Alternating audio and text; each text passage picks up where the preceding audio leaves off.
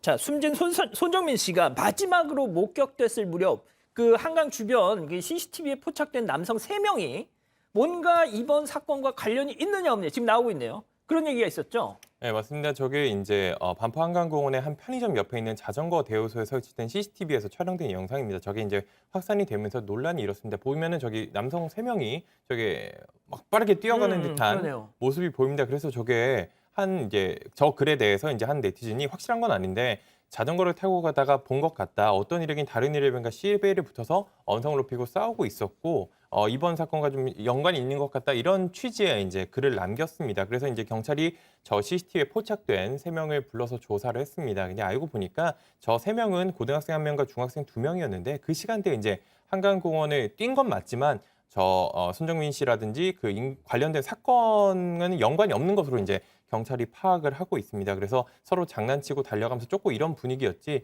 이번 사건과는 관련성이 없었다라고 경찰이 확인을 했던 겁니다. 뭐 제보는 많이 하면 좋겠지만 또 근거가 좀 빈약한 추측들 이건 좀 양을 해야 될 것 같다는 생각이 드네요. 사실 지금 저 영상 뭐 카카오톡 등 통해서 많이 돌았었어요. 예. 그러면서 이 타살이다 뭐 이러면서 얘기가 나왔었는데 저 밑에 댓글을 달았던 한 네티즌이 목격자로 좀 추정되는 사람인데 실제 목격했는지 저희가 알 수 없어요. 그렇죠. 얘기를 들어보면 어쨌건 언쟁이 높아져서 싸우고 있었고 거기에 여자도 있었고 이제 그렇다면 이거는 사고사가 아니다 이런 내용인데 사실 그거는 지금 조금 전에 경찰의 그 발표 내용대로 사실이 아닌 것 같거든요. 예. 그러니까 이런 사건이 나면 굉장히 많은 사람들이 관심을 갖고 그럼 거기에 이런 예상치도 못한 뭐 허위 사실을 올리는 분들도 있고 이러다 보면 이게 이상한 음모론 같은 게 펼쳐질 수 있단 말이에요. 그러니까 지금 정말 이 망자를 애도하는 차원에서라도 이렇게 추측성 댓글이나 확인되지 않은 사실을 마치 진실인 것처럼 올리는 건 정말 자제하셔야 될 것 같습니다. 자, 그리고 말이죠. 지금 오전 3시 30분 당일날 사고 당일 오전 3시 30분부터 2시간 동안 이 손 씨의 행적이 파악이 되지 않고 있어요. 그래서 경찰도 이 부분을 좀 집중적으로 보고 있는 거 아닙니까? 네, 맞습니다. 일단 함께 있었던 친구가 옆에서 자고 있다. 손정민 씨가 자고 있다는 거 확인했다고 얘기한 시간이 이제 새벽 3시 30분입니다. 그리고 이제 귀가를 한 다음에 4시 반쯤에 일어나서 귀가를 했는데 그 당시에는 있었는지 없었는지 기억이 안 난다고 했고 그 다음에 이제 5시 반쯤이 돼서야 손정민 씨 부모와 손 씨 친구 손 씨 실종 사실을 그제서야 이제 파악해서 수색에 나섰던 시간입니다. 그래서 사실 이제 새벽 3시 반부터 5시 반까지 딱 2시간인데요. 이 2시간에 이제 손정민 씨의 행방에 대해서 이제 경찰이 계속 쫓고 있는 상황입니다.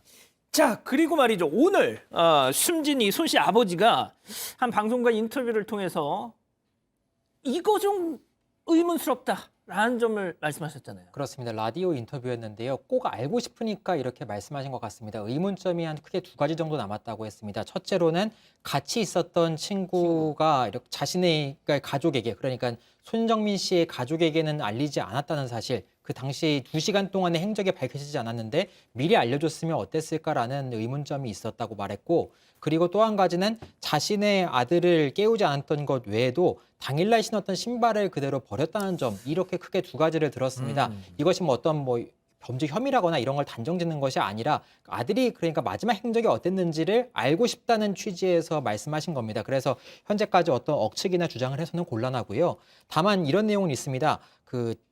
같이 있었던 친구가 우리 아들인 정민이가 뛰어다니다 넘어지면서 신음소리를 내는 걸 들어서 이렇게 세우느라 바지와 옷에 흙이 묻었는데 나중에 바지는 빨았을 테고 신발을 좀 보여달라 이렇게 얘기를 하니까 그 아이가 0.5초 만에 버렸다 이런 식으로 답을 했다는 겁니다. 그래서 왜 그 즉답을 했을까? 그 아이 아빠가 그 아이에게 물었을 때 왜 신발을 이미 바로 버렸다고 했을까라는 것에서 약간 의문점이 있다라는 취지로 말씀했습니다.